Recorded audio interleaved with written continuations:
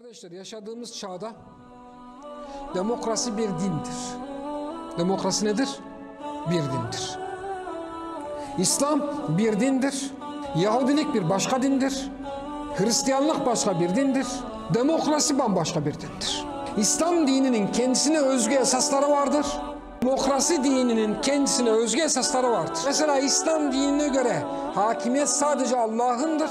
Demokrasiye göre hakimiyet kayıtsız ve şartsız kimindir? Milletindir. İslam dinine göre kulların boyun eğmesi gereken tek bir kitap vardır. Onun ismi nedir? Kur'an'dır. Demokrasiye göre bütün vatandaşlar hangi kitaba tabi olmak zorundadır? Anayasa. İslam dinine göre kul şahsi hürriyeti yoktur. Ne demek şahsi hürriyet? İstediğim gibi yaşarım. Yok. İslam dininde böyle bir şey yok.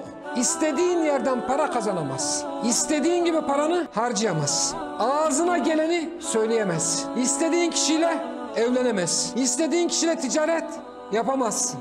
İstediğin kişiyle arkadaş olamazsın. İstediğin kişiyle dost olamazsın. İslam'da şahsi hürriyet yoktur. Çünkü şahsi hürriyet sadece Allah'a bağlıdır. Demokraside bir fahişe fuhuş yaparak para kazanır. Bu parasını bankaya yatırır. Oradan gelen faizle meyhanede sabaha kadar içer. Demokrasiye göre buna demokrasi 5 şeyi garanti eder İslam'daki gibi. Şahsi hürriyete garanti eder. Demokraside hayvanlar gibi yaşamak caizdir. Buna şahsi hürriyet derler. Mesela İslam'da istediğini düşünemez. Mesela ben düşünüyorum Musa Aleyhisselam diye birisi yok. İslam'da böyle düşünemez. İslam'da Allah'ın istediği gibi düşüneceksin. Demokraside düşünce nesi vardır? Herkes düşüncesinde hürdür. Kardeşler, demokrasi bir dindir.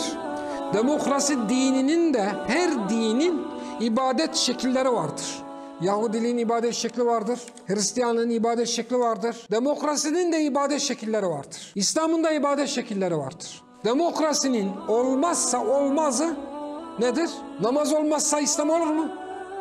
Peki demokrasinin tarifi nedir? Halkın yönetmesi. Bu yönetim neyle olur? Oy atmakla olur. Demokrasinin en temel ilkesi nedir? Oy atmaktır. Demokrasinin en önemli ibadet şekli oy atmaktır. Oy atmak yani hakimiyet kime ait demokrasiye göre? Millete ait. Millet bu yetkiyi, hakimiyet yetkisini nerede kullanır? Sandıkta kullanır. İşte kardeşler, demokrasi dininin ibadeti budur. Şimdi özete gelecek olursak, acil bir şekilde sizi uyarmam gereken bazı hususlar vardır. 1. Yaşadığımız bu ülkede, yaşadığımız bu topraklarda her kim demokrasinin mezheplerinden bir mezhebe, demokrasinin partilerinden bir partiye, demokrasinin hizplerinden bir hizbe oy atmış ise demokrasi dininin ibadet şeklini yerine getirmiştir, bu 1. Demokrasiyi din edinmiştir, bu 2. Kime oy attıysa onu ilah edinmiştir, o 3. Hakimiyet kime verdin? Ben mesela A partisine oy attım. Hakimiyet kime verdin? İslam'da hüküm kimindir? Allah subhanehu ve teala demedi mi? La ve la yüşriku fi hukmihi ahada. Bana hükümde ortak koşma demedi mi? Sen hükümde Allah'a ortak koştun. Tekrar ediyoruz. Kim?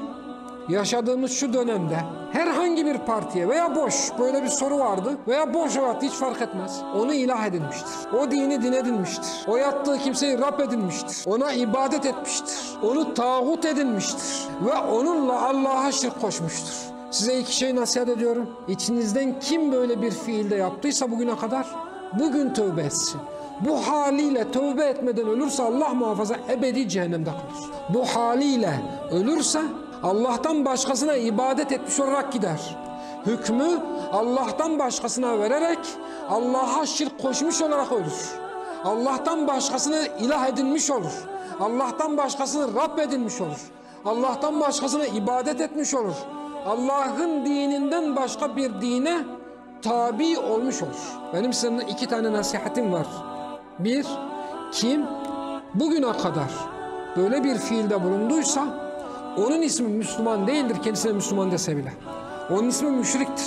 Ve hemen anında şimdi tövbe etmesi gerekir ki Allah muhafaza 2 dakika sonra vefat ederse Allah'la çok kötü bir karşılaşma olur, bu Allah muhafaza. Bu 1. husus.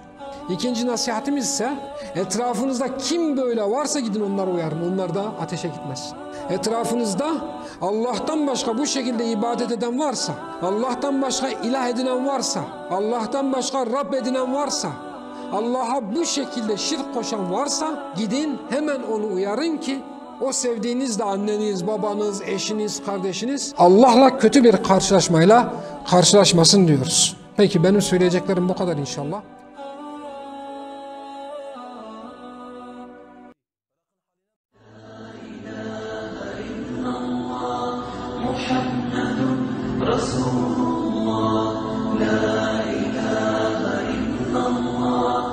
محمد رسول الله